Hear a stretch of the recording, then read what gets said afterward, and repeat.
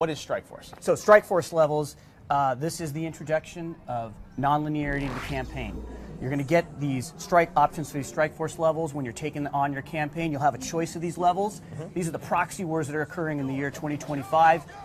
You and your Black Ops team, you'll have a choice of which one of these levels you want to go on.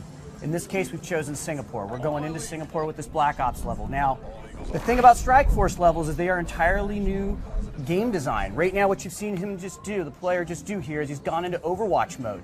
He's looking at it from a strategic vantage point, and he's setting up his markers here. He wants his squad to go here. He can see in red there, you can see the enemy, and you can see what's going on. He needs to secure these 3 positions.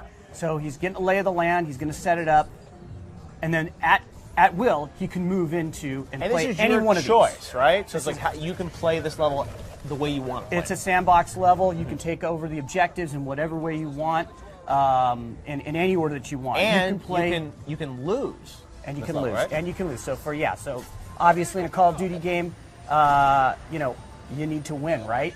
Not anymore. In this case with Strike Force levels, if you lose, we'll take account of that in the story, and the story will progress. Now, of course, if you want to go back and play, which I know you're a completionist and you'll probably want to go and do that, all of course. achievements. But the story will progress forward, and it'll take note of how you performed in these levels, and the story will progress. So one of the things about these levels is you can play any one of the people on your Black Ops squad, and you can take over any of the machinery and the equipment on the battlefield that you go in with. So in this case, what will happen is you'll start to bring in reinforcements. He's obviously trying to take this position here, and his team is battling. He's going into Overwatch mode here. He's about to get some new units that are dropped in that he can take over and play with. Wow. Now these Strike Force missions, are they optional? Do you have to play them? How does it work? Yeah, so you will have to play them. However, you will have a choice about which one of these you want to play, and like I said, they will progress based on whether you succeed or fail. Some of them you may not experience, depending upon how you perform. And these are certain kind of throughout the campaign, you'll have different Strike Force moments or missions that connect to the story. You got it. That's exactly it. And so it's unique in both structure, but also in gameplay. And right here, he's taken over.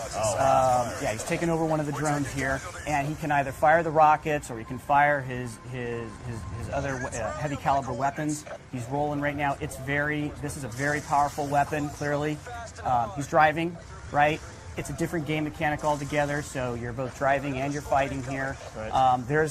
The other side has some of their own drones as well. That's cognitive land assault weapon. That's a very heavy piece of machinery. You have access to that on your side as well in this particular level.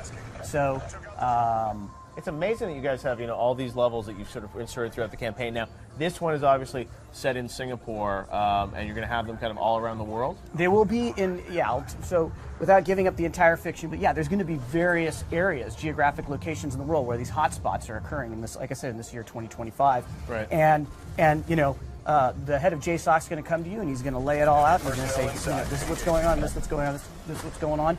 Where do you want to go? Make a choice. Make a choice. You'll make a choice, and then the fiction will progress, and it'll take account of your choice. Interesting. All right, so we'll branch a couple times, and you'll get to see. You can really play through this game multiple times. There's a lot of replayability here because of the Strike Force missions. Yeah, no, absolutely. So replayability, not only with the levels, but inside the levels. So right now, the way he's playing this, he's now taken over a quad.